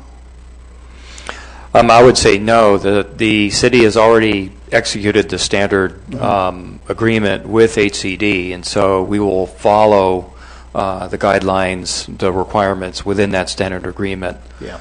So, and as Chris Westlake pointed out, they have a management company that will be managing the company, but it'll be HCD will do their annual review. Mm-hmm. They're going to really put the fire under these units to make sure that they're following the letter of the requirements for providing affordable housing. All right. But as far as getting into the weeds, I don't think Yeah. really there's anything the city can do. The city is not managing these projects. We're trying to satisfy HCD with the terms of the loan. Right. Okay, thank you. Okay. Any other? I'll entertain a motion. I'd like to make a motion that we adopt a resolution approving a commitment letter with the Rural Community Assistance Corporation. I'm not going to read the entire statement. And number 2, approving a promissory note loan agreement with RCAC, and et cetera. I'll second the motion. All right. We have a first and a second. Any further comments? See none. Roll call, please. Councilmember Borelli? Aye. Councilmember No? Aye. Councilmember Thomas? Aye. Vice Mayor Zaragoza? Aye. And Mayor Taylor will be noted as recused. Thank you. All right. Thank you, Regina. We'll move on to item 12.3, which is related to item 12.2, and that is to adopt a resolution authorizing the city manager to negotiate a Cdbg loan agreement between an affordable housing regulatory agreement between the city of Placerville and the Mallard Apartments, and the amount of $720,000. Also authorize the city manager to negotiate the competitive permanent local housing allocation loan agreement and affordable housing regulatory agreement between the city of Placerville and the Mallard Apartments in the approximate amount of $720,000. Authorize the city manager to negotiate the Cdbg loan agreement and affordable housing regulatory agreement between the city of Placerville and the Middletown Apartments in the approximate amount of $820,000. And authorize the city manager to negotiate the CPLHA loan agreement and affordable housing regulatory agreement between the city of Placerville and the Middletown Apartments in the approximate amount of $820,000. And lastly, authorizing the city manager to execute said agreements and any other related loan agreements. And Mr. Rivas also has this report for us. So thank you, Pierre. Thank you, Vice Mayor, members of the council. The City Council has previously authorized staff to submit applications for the Community Development Block Grant Funds, Cdbg, and the Competitive Permanent Housing Allocation Fund, CPLHA funding, for both the Middletown and the Mallard affordable housing projects. Since the funds provided to the city from HCD, these loans need to be from the city of Placerville to each of the development limited partnerships that will develop, own, and manage, be responsible for management of the apartments. These loans are 3% simple interest for 55 years. There is no payment due unless there is a positive cash flow for that year, or if the properties are sold or refinanced. After 55 years, the loans will need to be refinanced. These are typical affordable housing loan terms and are called what we call residual receipt loans. Any prepayment of the loans will be treated as program income for that particular funding program. The CDBG grant loan will be used for the land acquisition for both projects only. The CPLHA grant was originally sought as an additional land acquisition funding source if the CDBG grants were not received, but we have received those. So the CPLHA grant loan will now be used for pre-construction costs. That includes engineering and architectural services to design the project. Any remaining funds can then be used for actual construction costs as well. Staff would like to daylight an error in the staff report. Within the staff report, under item 2, within the subject and the recommendation, both item 2, the amount awarded to the city is $720,000, and item 2 in the resolution also should read $720,000, not $72,000. So staff apologizes for any confusion regarding these amounts. So with that, staff is recommending that the council adopt the attached resolution. One, that would authorize the city manager to negotiate the Community Development Block Grant Loan Agreement and Affordable Housing Regulatory Agreement between the city of Placerville and the Mallard Apartments Limited Partnership in the approximate amount of $720,000. And then 2, authorize the city manager to negotiate the Competitive Permanent Local Housing Allocation Loan Agreement and Affordable Housing Regulatory Agreement between the city of Placerville and the Mallard Apartment Limited Partnership in approximately $720,000. And then 3, authorize the city manager to do the same regarding the CDBG loan amount with the city of Placerville and the Middletown Limited Partnership in an approximate amount of $820,000. And then 4, city manager to negotiate the CPLHA loan agreement and Affordable Housing Regulatory Agreement between the city of Placerville and the Middletown Apartments Limited Partnership in an amount of $820,000, and then authorizing the city manager to execute said agreements and any other related loan documents. That concludes staff's report, and I'll say again, we have Mr. Chris Westlake, the expert in community development block grant funding and other loans available through HCD, and we can answer any questions you have at this time. Thank you. Great. Thank you, Pierre. Any questions for Pierre at this moment? Bless you. Bless you. What is the, and this is probably a question for Chris, but what is the likelihood of positive cash flow with these programs? Yeah, that's probably more of a Chris question. I think, it just amazes me when we're always challenged with, the city can't build affordable housing projects, and then developers can't build affordable housing projects. And then you look at the amounts that it takes in order to take a project from cradle to grave, from the planning phase to actually putting a shovel to the ground. The monies here are a lot. As you probably recall in some previous staff reports, the construction is going to be, I believe, it's something like $11 million for one of the apartments and up to $14 million for the others. And so I think the city is just extremely fortunate that there was just a lining of the stars. Everything sort of came together to make this happen. Not just, I think, fortunately, the state is flush with a lot of money right now, and they're trying to get it spent. I think the state of California has a real top priority to get affordable housing, and I think everything's timed right. We've got a great consultant. The city should be commended for pre-entitling these project sites. If you recall, this has been probably 2-3 years ago now. Staff came to the council and we created the Housing Opportunity Overlay Zone.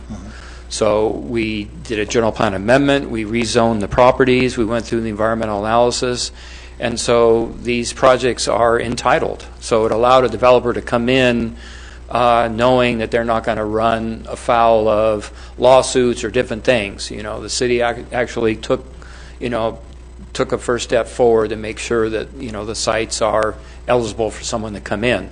Then we had the money and everything's falling into place. And so really to get back to your basic question is, it's easy to see why affordable housing projects just can't get built, because the income now it just can't keep pace with the cost of housing, both for purchase, if it's a single family home, or for a tenant that wants to rent a home. It was a previous staff report where we were providing information from Deborah Miller with our Placerville Economic Advisory Committee. She's a realtor, and she gave us some data on the increase in housing and the increase in rents that has taken place just after the past couple of years. And we're just very, very fortunate to have these projects being able to move forward. And I'll just leave it at that. Chris can probably add a little bit more detail in terms of getting into the weeds of, actual will these projects pencil out with all these funds then moving forward. Thank you, Pierre. And Chris, anything you want to add? Good evening, Vice Mayor and council members. So these projects, first I want to commend Pierre on the housing opportunity overlay. We started on these projects 3 years ago, and it would have been probably an additional 2 years if the city had not done all the work for the housing opportunity overlay zone that they did with that. Because I've worked in other jurisdictions, and it takes a long time to get through the process. And where you guys basically had shovel-ready projects, which just allowed us to go out and get the financing, which sounds simple, well, it's not, as you guys are seeing here. And this is, I got to tell you, this is just a small part of the financing structure, because these deals are about $33 million and $36 million total construction costs on these deals. Mallard's 72 units, the other one's 82 units. And, we started this before COVID, and we thought we were all set. And then COVID hit, and the construction costs just went through the roof, and that's why we had to keep going after additional funding through CPLHA and Cdbg. And so just trying to keep layering it. And that's what developers do. They just layer more funding into these deals because they're so costly to put into the ground. And so get back to your point about, is there positive cash flow? These deals are structured through the state. Our rents are set by HUD. From the federal level by county. So we're set, no matter how big our unit is or how small it is, the rents are set for a one bedroom at 30%. That's it. And so when we put together our unit mixes and our income, we look at that, and then the state, and then we got to deduct out what our operating costs are with our property management, between our utilities, through our garbage, through maintenance, through all of our ongoing activities on that.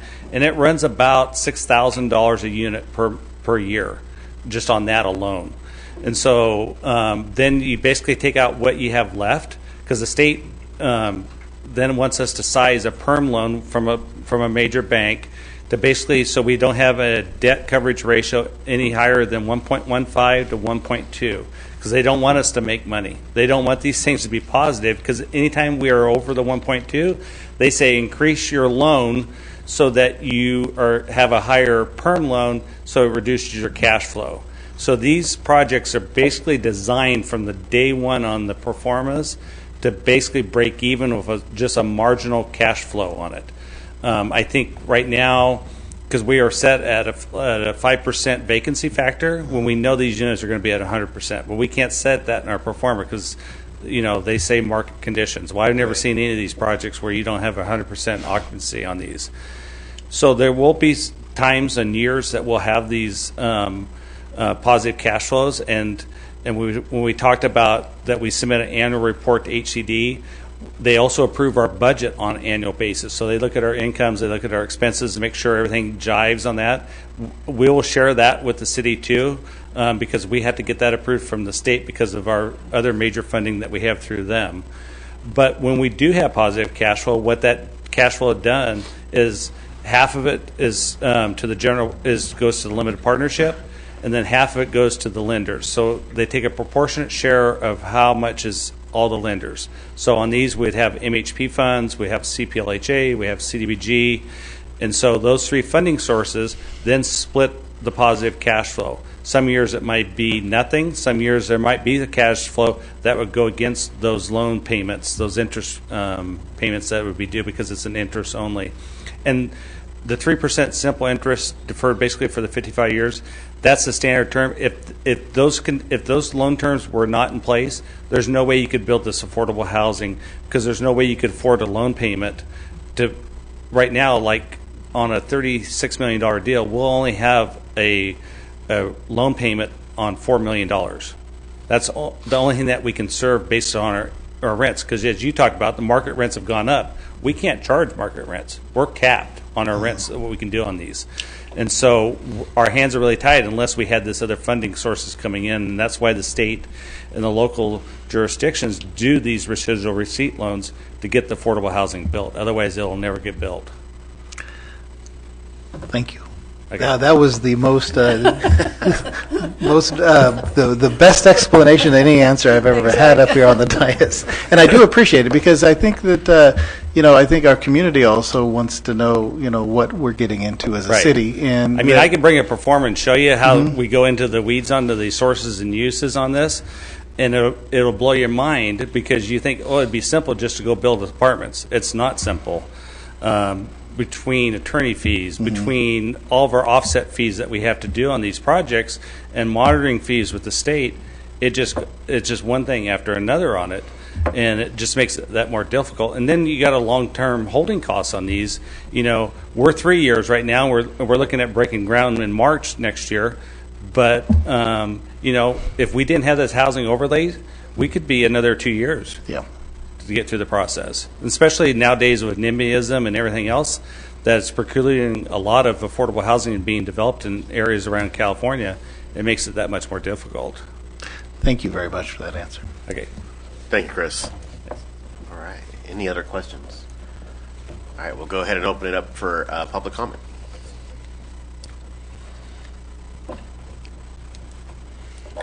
Going once, going twice. I think we've covered Sold. the battlefront. All right, thank you, everybody. We'll bring it back, close public comment, and bring it back to the council. I'd like to move on 12.3, adopt a resolution on items 1 through 5. That's it. I'll second.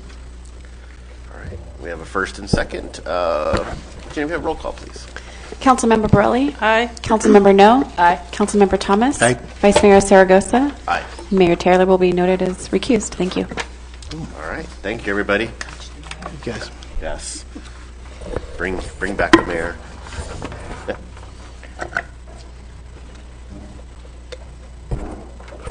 Thank you, guys.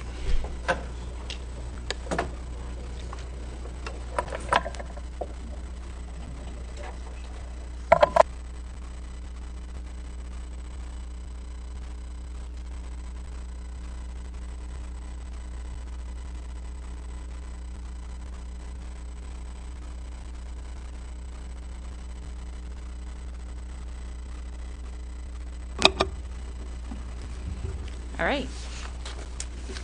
Get my papers organized. So we are going to move on to item 12.3, 12.4. And this regards staffing and combining 2 part-time positions into a full-time position. And Mr. Warren has this staff report tonight. Thank you, Madam Mayor, members of the council. As you know, City Manager Morris is on vacation, so I'll cover this item for him. The engineering department currently has a part-time administrative secretary position, and the Public Works Department has a part-time office assistant 1 position. Both positions do not have health and retirement benefits and are currently vacant. The city is having difficulty filling the part-time administrative secretary position, and both the engineering and public works departments have a need for additional clerical support due to the increased reporting requirements and capital improvement program workload demands. Staff recommends the City Council approve the addition of a new full-time administrative assistant, and this was covered in a previous staff report in the consent calendar that reclassified the administrative secretary position to administrative assistant. And this position would include health and retirement benefits and would support both departments equally.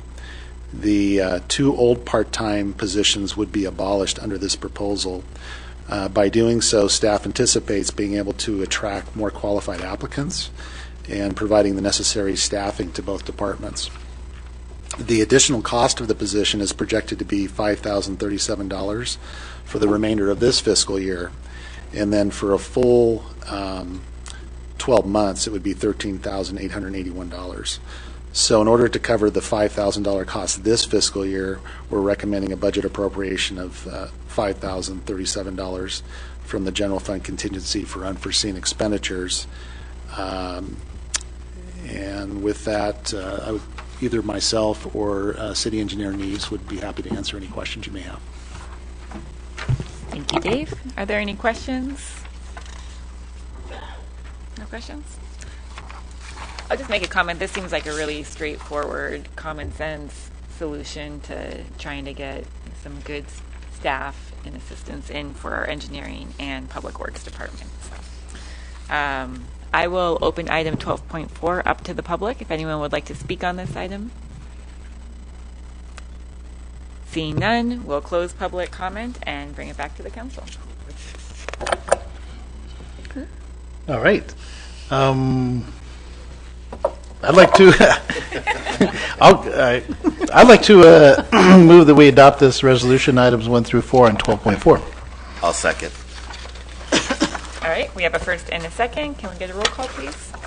Councilmember Borelli? Aye. Councilmember No? Aye. Councilmember Thomas? Aye. Vice Mayor Zaragoza? Aye. Mayor Taylor? Aye. All right, we will move on to item 13. This is council reports from other agencies. And I'll start with El Dorado County Transit Authority. Nothing too exciting. We received and filed a compensation study for the employees and received and filed a final amendment budget. All right. Thank you. And El Dorado County Transportation Commission. We rehashed Trip to Green. I don't think we need to do that again. No. But that was a good discussion, a good discussion about that. That's all I can. It was Woody's show.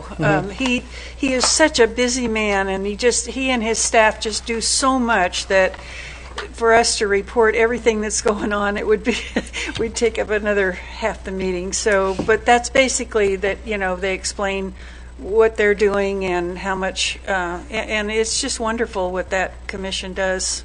I think. For us, for the county, not just for Placerville, but they report on all the applications for and the wants for different all around the county and what they and how they assist in getting those wants answered. So, and they do a great job. And that's pretty much what we talked about the last meeting. We also programmed the urban Cdbg funds for Canal Street sidewalk improvements, yeah, Rebecca Cabela's sidewalk improvements, as well as some really important, great projects in the county as well. But those two Placerville projects, I am really happy to see, especially the Canal Street, where there's a preschool and a middle school and a high school, and it's just not even walkable on the sidewalk. So. Let alone drivable. Right. So I was really happy to see that. And we also allocated some programs from CMAQ funding for a roundabout in Bass Lake and Bridlewood So It is lots of money moving through it. One of the interesting or unique, it's probably not unique, but the value that we get out of cooperation with having the Board of Supervisors as well as the City Council all working together to support all things transportation in El Dorado County, at least on the west slope with this. It's invaluable in the way that our staff works well with the county staff, because a lot of this has to do with the county and the city staff coming together and bringing forward projects that and negotiating who gets what and determining how the funding's allocated is really it's really critical, and they get together, they get along very well. It's also this source that has brought forward all the money for our Western Placerville interchange, and it was the cooperation of the county that helped with that funding. And there's a lot of back and forth negotiations that get things done, and so it is along those lines. And when they say that this funding is being allocated towards Canal Street and such, it is also by cooperation with the county that funding gets allocated there, and so it's a good thing. Well said. All right, LAFCO. Sorry. The draft small to medium water and wastewater agency MSR and SOI study is circulating, and people can comment on that until September 28th. And hopefully we'll be signing a new executive officer at our next meeting. We hope. You've been without for a while now. Very long. It's a long process. Yeah, it is. It's the recruitment and interview, and it's a long process. SafeCog. We meet on Thursday. Okay. Fire Safe Council? I talked to, his name's expect. Anyway, no. Anyway, they are working. They appointed a small. There's 3 of the folks that are going to meet with Mark Egbert, and they're focusing on the discussing with the north side of our Placerville area and what needs to be done to shore that up. And they have already. It'll be along the same principle that they did with the south side. And they are mostly focusing, as we've seen with the fires, and maybe our fire captain can confirm this, but they're really working and concentrating on home hardening and, helping the folks with their homes in fighting these fires, because it's almost like, I think, when you've got a fire going like we've got over there in the canyon, and they're trying to protect the homes, and it's just really important for this home hardening that they're talking about, and so they're working on that. And they have with the funding that they've gotten from us, they've approved, I believe it's 5 applications to help folks out that need help in clearing their property. All right. Thank you, Patty. The 2x2 has not met, and Opportunity Knock COC? It will meet tomorrow. All right. I will open these reports up to the public if anyone would like to speak on item 13. Seeing none, I'll close public comment on that item. Item 14, requests for future agenda items. Yep. I'm going to back up 1 second. Pioneer Energy. Oh, I'm sorry. You skipped me. I'm so sorry. That's all right. I'll get over it. Nothing's happening. No, just kidding. No, we've been dark, but we do have our general meeting is this Thursday, and then I also have a finance committee meeting where we're going over the annual audit of Pioneer Energy. So that's what's going on. Actually, I've got a question for you. I've gotten several comments from residents who are now noticing Pioneer on their energy bill, largely because energy bills have shot up. And I think a lot of people assume that it's more because Pioneer is on it, but can you kind of speak to that a little bit? And So the analysis that Pioneer Energy has over, our goal is to, if we can't bring added value, then what's the point of Pioneer Energy? So, the process it's a very complex process of purchasing energy and evaluating the charges and what to do. When the city of Placerville and county of El Dorado came into Pioneer Energy, we came in on the tail end of Placer County and them all investing a lot of dollars in there. So our energy rate is slightly higher than those, and there's going to be some balancing in the future. But so the long story short is we're about 6% less than PG&E on the average, and they know this because they know how much PG&E charges, and we know how much Pioneer Energy charges. We charge ourselves because we're literally part of a group that goes out and purchases energy for our benefit, and so it's a not-for-profit program. So we're not looking to fund the corporation. So we do have a slight advantage, and that advantage comes in right at about 6%. okay. So for any residents that might be watching this or that are in the room, so is it safe to assume that if Pioneer was not on the energy bill, that line item would be PG&E providing it, and it would cost 5% more? 6%. 6% more. 6% more. And there is, and if you have solar, there's a different calculation, and that I don't have in my head.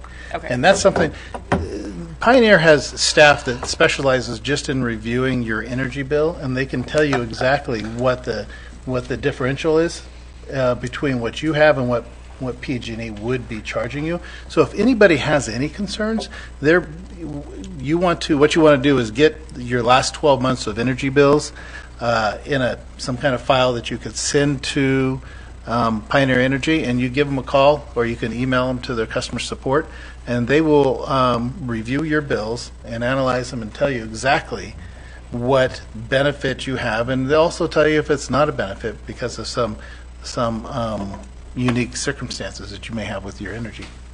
Yeah, I was just going to say that because I went through that, and I was So on the board, and and everyone's a little, because everyone has different load, how much you're generating. So in some cases it could be better, and I think Pioneer pays a tiny little, a little bit more on the kilowatt. But again, it just depends on how your system's built out. They pay more? They pay more on if you're getting, I forget what it's called. They pay more for solar? Yeah, for your net balance. For your NEM or NEM, net energy metering, whatever. So it's a fraction. I mean, it's tiny, but it just depends on how your system's scaled. It could work where you're getting a better deal with Pioneer, and in some cases, PG&E. Mine was like a $3 difference. You're talking about solar. Solar, right? On solar, on correct. Straight energy, it's pretty much at 6%. Correct. Okay. The only comment I was going to make was, I still get some of they send out the letters, whatever, the things. They got to do a better job. I mean, it's like a dictionary. I mean, it's like a Bible of words. It's just like word vomit. It needs to either don't send anything out or send something out that's much more readable, or because people aren't going to read it. I mean, it's like sending out a political mailer with like all text. Like no one's going to look at it. So that's my only. And I was going to email staff too, but I'll just passing it along as well. Thank you. All right. So, item 14, future agenda items. All good? All right. Item 15, this is city manager and staff reports, and we have the monthly fire stats. Chief Cordero, would you like to highlight anything from your report? Certainly. Good evening, Madam Mayor and Council. As you see in the stats, the call volume for our firefighters continues to be very high, especially with the loss of the one medic unit, which we're still wrangling, getting back online, and the impact has been pretty significant to the crews, but they're managing it. And then just kind of with the other fires that are taking place, just a little information for the council. So a couple of weeks ago when we started experiencing the excessive heat across the state, CAL FIRE entered into a drawdown, which means they started sending their resources locally to other fires up and down the state. And when they hit those points, they'll reach out to local government and do a hire back. So 4 of the fire agencies, including our own in this county, our firefighters stepped up, staffed additional engine companies that then move into CAL FIRE stations, and they're actually a CAL FIRE resource. So our engine out of Station 28 is a CAL FIRE resource. They immediately got assigned when the Mosquito Fire took off. And with the Mosquito Fire, one of the lessons learned, if you will, positives that came out of the Caldor, when the Caldor Fire really started to grow legs and was moving towards the community of Grizzly Flat locally, we spooled up what we call a task force, which was a series of local engines that were not assigned to the fire, but because of the proximity, they can immediately respond into that community. We deployed that task force 3 times during the Caldor. So when the Mosquito kicked off, we spooled them back up and had them pre-designated. When the Mosquito Fire kicked across the river and came onto our side, those engines were immediately dispatched to the community of Volcanoville. I was up there with them. And, they tried to do what they could in Volcanoville, but with the way that came in, they had to retreat back out and then go back in. So they were out there for a total of about 14, 15 hours. Off-duty firefighters came in to backfill those fire stations, because when we sent that task force out, you actually emptied what are normally staffed fire stations. And then with our cooperation with OES, because of the conditions we had, they allowed us to what we call a pre-position, where they provide funding for us to upstaff a water tender. So our firefighters came in, upstaffed a water tender out of Station 21 in Camino for about a week. That downstaffed this morning as the weather changed, but then unfortunately, if you've seen on the news, the Mosquito Fire has kind of reared its head with the clearer weather and the winds today, and it's actually making a pretty good run towards Forest Hill and Todd Valley right now. They had a spot fire that got across the line. It's up to about a little over 1,000 acres right now, but it's been really busy, and we feel for our residents here in the county that have been evacuated. There's a large number in the Georgetown, Volcanoville, Quintet area. We do have a lot of firefighters out there, and just really pray for everybody's safety and understanding of why the evacuations need to be taking place, but it really is necessary at this point in time. With that, sorry for being a little long-winded, but that's what's going on. I'm happy to answer any questions. All right. Thank you, Chief. Do you have an update off the top of your head on structures destroyed or injuries? I'm not aware of any significant injuries, and I think the structure count is somewhere around 25 to 30 right now. Okay. They are still doing damage assessment, and it'll take some time to get that all completely. The last I heard on TV, it was 40-some now. They updated it, they said. But I wanted to ask you a real quick question. They've set up fire camp again now at the fairgrounds here. It's not as massive, though, is it? I mean, as much as we had when the Caldor. It seems like they're maybe moving more out over on 80. The main incident base is at the fairgrounds in Placer County in Rockland. In Placer County. And they kind of quickly realized, well, the facility is really good, the location, and basically downtown Rockland, Roseville is not ideal. So they have what's basically a spike base camp, if you will. It's a much smaller version, does not have all of the equipment and necessary items that the main camp has, but it'll facilitate the firefighters that are working this side of the river. Okay, thank you. Any other questions for Chief Cordero? All right. Well, thank you for that update. And Chief Wren, we don't have a written report. Do you want to add anything verbally? Shirley's on vacation. So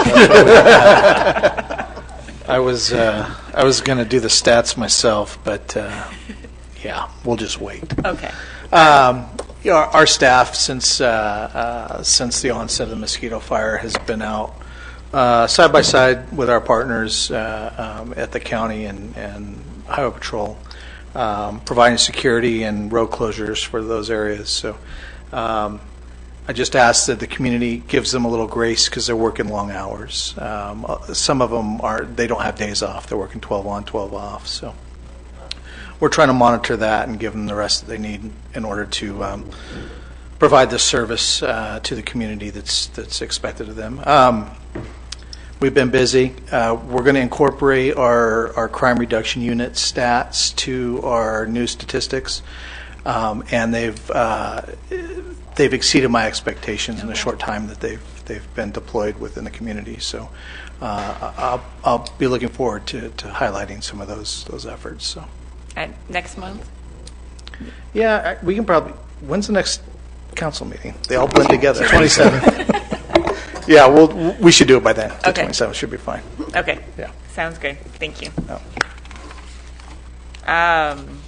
All right, I'll open item 15 up to the public if anyone would like to comment on the fire or police reports.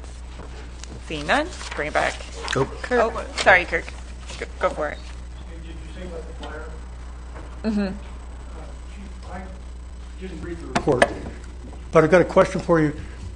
Last week, just after the fire started, the Mosquito Fire was directly north. But then there looked like there was a smaller fire to the west side that was near what would to us look like Auburn. Now, and you couldn't see anything during the middle of the week because the smoke had changed, the wind was going this way. But when it came down here, the fire that I thought of as towards the Auburn side, the small one, now has these cumulus clouds that are volcanic and go above 40,000 feet. And then the one that's north has gone way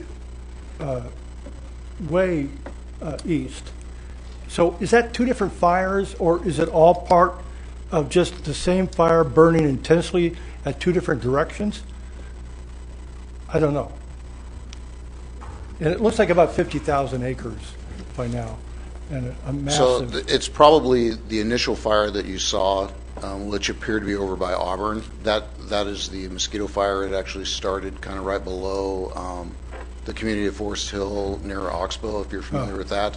Sometimes the geographic layouts can be a little confusing, just as we get our perspective on where they're at. It is significantly east of there now. And then you'll notice this evening with the spot fire that took off just below the community of Forest Hill, you've almost got two heads now coming off of that fire with both ends capped out. It's big. All right, we'll close public comment on that. Thank you, Chief, for providing more information. And item 16, these are upcoming agenda items, and I will let folks read that at their leisure, which brings us to adjournment at 7:05. Nicely done. Hope everyone has a lovely evening tonight. Thanks for attending or watching.